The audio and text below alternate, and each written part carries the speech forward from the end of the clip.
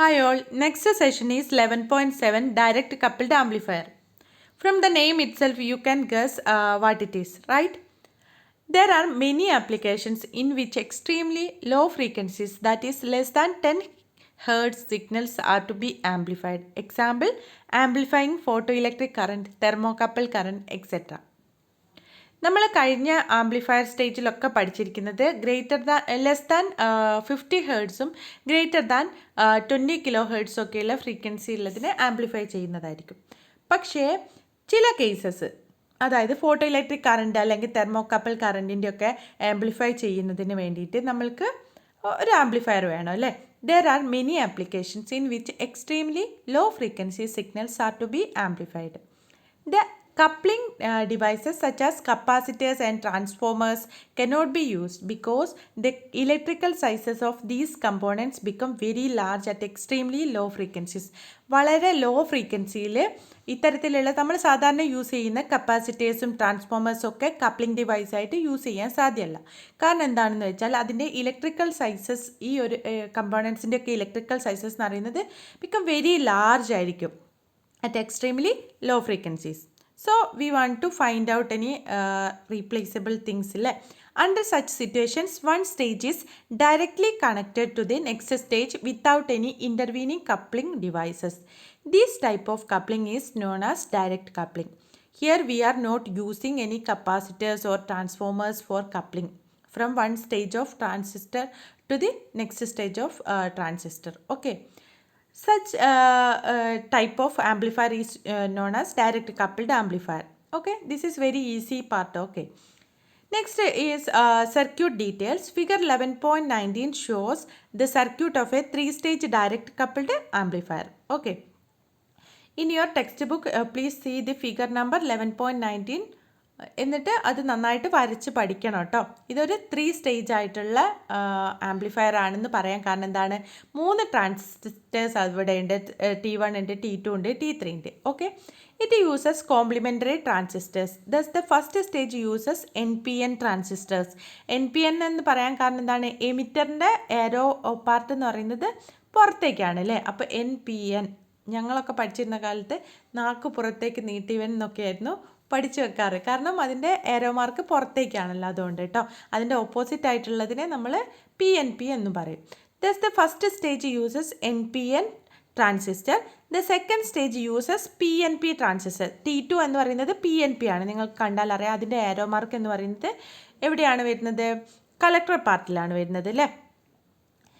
The second stage uses PNP transistor and so on. This arrangement makes the design very simple. The output from the collector of first transistor T1 is fed to the input of the second transistor T2. T1ൻ്റെ output എന്ന് പറയുന്നത് collector പാർട്ടിൽ നിന്ന് അതിൻ്റെ ബേസിലേക്ക്, T2ൻ്റെ ബേസിലേക്കാണ് നമ്മൾ ഇൻപുട്ടായിട്ട് കൊടുക്കുന്നത്. ഇനി T2ൻ്റെ എന്താണ് കളക്ടർ പാർട്ടിൽ നിന്ന് എന്താ ഔട്ട്പുട്ട് നമ്മൾ T3ൻ്റെ ഇൻപുട്ട് പാർട്ടിലേക്ക്, ബേസിലേക്ക് കൊടുക്കുകയാണ് ചെയ്യുന്നത്. അത്തരത്തിൽ എത്ര സ്റ്റേജ് ഉണ്ടോ അതേപോലെ കണ്ടിന്യൂ ചെയ്തുകൊണ്ടേയിരിക്കും.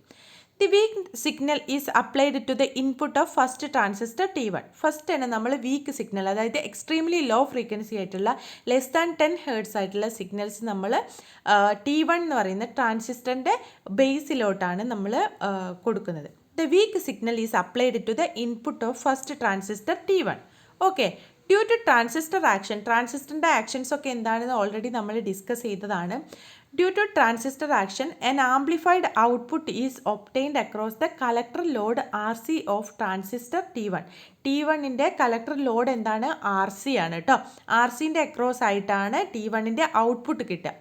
ദിസ് ഔട്ട്പുട്ട്, ഈ ഔട്ട്പുട്ടിൻ്റെ പ്രത്യേകത എന്താണ്, നമ്മൾ ഓൾറെഡി കൊടുത്തിരിക്കുന്ന സിഗ്നൽ എന്ന് പറയുന്നത് എക്സ്ട്രീംലി ലോ ഫ്രീക്വൻസിയാണ്, ലെസ് ദാൻ 10 ഹേർട്സ് ആണ്.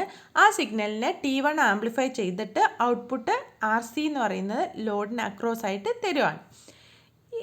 This amplified T1 output we will fed into the T2 base as input. Okay, this voltage drives the base of the second transistor and amplified output is obtained across its collector load. Second stage ൻ്റെ collector loadൽ നമുക്ക് second stage നിന്ന് amplified ആയിട്ടുള്ള കിട്ടും. In this way direct coupled amplifier raises the strength of the weak signal. ഇതേപോലെയാണ് എന്താണ് direct coupled amplifier നമ്മൾ കൊടുക്കുന്ന എക്സ്ട്രീംലി ലോ ഫ്രീക്വൻസി ആയിട്ടുള്ള <10 Hz ആയിട്ടുള്ള സിഗ്നൽസിൻ്റെ ആംപ്ലിഫൈസ് ചെയ്യുന്നത്. ഓരോ സ്റ്റേജിൽ നിന്നും ഡയറക്റ്റ് ആയിട്ട് ആംപ്ലിഫൈ ചെയ്തിട്ട് നെക്സ്റ്റ് സ്റ്റേജിലേക്ക് കൊടുക്കുകയാണ് ചെയ്യുന്നത്. There we are not using any coupling devices such as capacitors or transformers. Hope you understood. Okay, next ആയിട്ട് ഇതിൻ്റെ അഡ്വാൻറ്റേജും ഡിസഡ്വാൻറ്റേജും ആണ് കേട്ടോ. Advantages: the circuit arrangement is simple because of minimum use of resistors. ഇവിടെ നമ്മൾ റെസിസ്റ്റേഴ്സ് വളരെ minimum നമ്പേഴ്സാണ് use ചെയ്തിരിക്കുന്നത്. അതുകൊണ്ട് തന്നെ the circuit arrangement is so simple because of minimum use of resistors. The circuit has low cost because of the absence of expensive coupling devices. നമ്മളിവിടെ കപ്പാസിറ്റേഴ്സും ട്രാൻസ്ഫോമേഴ്സും ഒന്നും use ചെയ്യുന്നില്ല. ഇവിടെ കപ്ലിംഗ് ഡിവൈസസ് ആയിട്ട് ഒന്നും ഉപയോഗിക്കുന്നില്ല. അതുകൊണ്ട് തന്നെ ലോ കോസ്റ്റാണ് ഇതിൻ്റെ പ്രത്യേകത എന്ന് പറയുന്നത്. ഇനി അതിൻ്റെ ഡിസ്അഡ്വാൻറ്റേജ് എന്ന് പറയുന്നത് it cannot be used for amplifying high frequencies. നമ്മൾ എക്സ്ട്രീംലി ലോ ഫ്രീക്വൻസീസ് <10 Hz ഉള്ള സിഗ്നൽസ് ആണ് ഇവിടെ ആംപ്ലിഫൈ ചെയ്യുന്നത്. അതുകൊണ്ട് തന്നെ it cannot be used for amplifying high frequencies. That is the main disadvantage. The operating point is shifted due to temperature variation. Temperature വേരിയേഷൻസിനനുസരിച്ച് ഇവിടെ എന്തുണ്ടാവാം, ഓപ്പറേറ്റിംഗ് പോയിൻ്റ് എന്ന് പറയുന്നത് ഷിഫ്റ്റ് ആയിട്ട് വരാവുന്നതാണ്. ഓക്കെ, ഇനി 11.8 സെഷൻ എന്ന് പറയുന്നത് comparison of different type of coupling ആണ് പറഞ്ഞിരിക്കുന്നത്. അപ്പോൾ അവിടെ നിങ്ങൾക്കൊരു കോളം ആയിട്ട് തന്നിരിക്കുന്നത് കേട്ടോ. പർട്ടിക്കുലർ ഫ്രീക്വൻസി റെസ്പോൺസ് എന്ന് പറയുന്നത് RC കപ്ലിങ്ങിൽ excellent in the audio frequency range ആണ്. ട്രാൻസ്ഫോമർ കപ്ലിങ്ങിൽ പുവർ ഫ്രീക്വൻസി റെസ്പോൺസ് ആണ്. ഡയറക്റ്റ് കപ്ലിങ്ങിൽ ബെസ്റ്റ് ഫ്രീക്വൻസി റെസ്പോൺസ് ആണ് നമുക്ക് കിട്ടുന്നത്. ഇനി കോസ്റ്റ് ആണെങ്കിൽ RC കപ്ലിങ്ങിൽ ലെസ് കോസ്റ്റ് ആണ്. ട്രാൻസ്ഫോമർ കപ്ലിങ്ങിൽ മോർ കോസ്റ്റ് ആണ്. കാരണം എന്താണ്, ട്രാൻസ്ഫോമർ ആണ് കപ്ലിംഗ് ഡിവൈസ് ആയിട്ട് നമ്മൾ യൂസ് ചെയ്യുന്നത്. ഡയറക്റ്റ് കപ്ലിങ്ങിൽ ലീസ്റ്റ് ആണ്. അവിടെ നമ്മൾ യാതൊന്നും ഉപയോഗിക്കുന്നില്ല. മീൻസ് കപ്ലിംഗ് ഡിവൈസ് ആയിട്ട് യാതൊന്നും ഉപയോഗിക്കുന്ന കോസ്റ്റ്ലി ആയിട്ടുള്ള ഡിവൈസസ് ഒന്നും യൂസ് ചെയ്യാത്തത് കൊണ്ട് തന്നെ അതിൻ്റെ ഡയറക്റ്റ് കപ്ലിങ്ങിൽ ലീസ്റ്റ് കോസ്റ്റ് ആണ്. സ്പേസ് ആൻഡ് വെയിറ്റ്: RC കപ്ലിങ്ങിൽ ലെസ് സ്പേസ് ആൻഡ് വെയിറ്റ് മതി. കാരണം റെസിസ്റ്ററും കപ്പാസിറ്ററും ഒക്കെ ലോ വെയിറ്റ് ആണ്. അതേപോലെ അത് കോമ്പാക്റ്റ് മോഡിൽ ഉള്ളതാണ്. പക്ഷേ ട്രാൻസ്ഫോമർ കപ്ലിങ്ങിൽ ട്രാൻസ്ഫോമർ എന്ന് പറയുന്നത് കുറച്ച് സൈസ് കൂടുതലാണ്. അതുകൊണ്ട് തന്നെ മോർ സ്പേസും വെയിറ്റും ഉണ്ടായിരിക്കും. ഡയറക്റ്റ് കപ്ലിങ്ങിൽ ഇത് രണ്ടും ഉപയോഗിക്കാത്തത് കൊണ്ട് തന്നെ ലീസ്റ്റ് ആയിട്ടുള്ളൊരു സ്പേസും വെയിറ്റും മാത്രം അതിന് യൂസ് ചെയ്താൽ മതി. ഇനി അടുത്തതായിട്ട് ഇമ്പിഡൻസ് മാച്ചിങ്. RC കപ്ലിങ്ങിൽ ഇമ്പിഡൻസ് മാച്ചിങ് നോട്ട് ഗുഡ് ആണ്. അതുകൊണ്ട് തന്നെയാണ് നമ്മൾ ട്രാൻസ്ഫോമർ കപ്ലിംഗ് യൂസ് ചെയ്യുന്നത്. RCയിലെ ആറും റെസിസ്റ്റൻസും കപ്പാസിറ്ററും ചേഞ്ച് ചെയ്തിട്ടാണ് നമ്മളവിടെ ട്രാൻസ്ഫോമർ കപ്ലിംഗ് യൂസ് ചെയ്യുന്നത് തന്നെ ഇമ്പിഡൻസ് മാച്ചിങ്ങിന് വേണ്ടിയിട്ടാണ്. അപ്പോൾ എക്സലൻറ്റ് ഇമ്പിഡൻസ് മാച്ചിങ് ആണ് ട്രാൻസ്ഫോമർ കപ്ലിംഗ് നടത്തുന്നത്. ഡയറക്റ്റ് കപ്ലിംഗ് എന്ന് പറയുന്നതിൽ ഗുഡായിട്ടുള്ള ഒരു ഇമ്പിഡൻസ് മാച്ചിങ് തന്നെ നമുക്ക് അവിടെയും കാണാം. യൂസസ് എന്ന് പറയുന്നത് RC coupling is used for voltage amplification. Transformer coupling is used for power amplification. Direct coupling is used for amplifying extremely low frequencies. അപ്പോൾ ഇത് വളരെ പെട്ടെന്ന് മനസ്സിലാക്കിയെടുക്കാവുന്ന പോർഷനാണ്. അപ്പം ഇതോട് കൂടിയിട്ട് സെക്കൻഡ് യൂണിറ്റിലെ ഫസ്റ്റ് ചാപ്റ്റർ നമ്മൾ ഫിനിഷ് ചെയ്തിരിക്കുകയാണ്. ഏകദേശം ഇതും കൂടെ ഇൻക്ലൂഡ് ചെയ്താൽ 9 ക്ലാസ്സസ് ഉണ്ടാവും. അപ്പോൾ ഈ ഒരു 9 ക്ലാസ്സസ് നമ്മൾ ഓൾറെഡി എടുത്തത് എല്ലാവരും റിവൈസ് ചെയ്യണം. അടുത്തതായിട്ട് ഞാൻ യൂണിറ്റ് 2ലുള്ള സെക്കൻഡ് ചാപ്റ്റർ പെട്ടെന്ന് തന്നെ അപ്ലോഡ് ചെയ്ത് തരുന്നതായിരിക്കും. അപ്പോൾ ഇന്ന് ഇത്രയും ക്ലാസ്സുകൾ ഞാൻ അപ്ലോഡ് ചെയ്യുന്നുള്ളൂ. ഇതുവരെ എടുത്ത എല്ലാ ക്ലാസ്സും എല്ലാവരും ഒന്ന് റിവൈസ് ചെയ്തിട്ട് എല്ലാ ഡയഗ്രാംസും ഒക്കെ ഒന്ന് വരച്ച് നോക്കുക. ഒരുപാട് എക്സാമ്പിൾസ് പ്രോബ്ലം സെക്ഷൻ ഉണ്ട്. എല്ലാം ജസ്റ്റ് ഒന്ന് ചെയ്ത് നോക്കട്ടെ. അതിൻ്റെ ആൻസേഴ്സും സൊല്യൂഷൻസും ഒക്കെ അവിടെ കൊടുത്തിട്ടുണ്ട്. വളരെ സിമ്പിളായിട്ടാണ് എല്ലാം കൊടുത്തിരിക്കുന്നത്.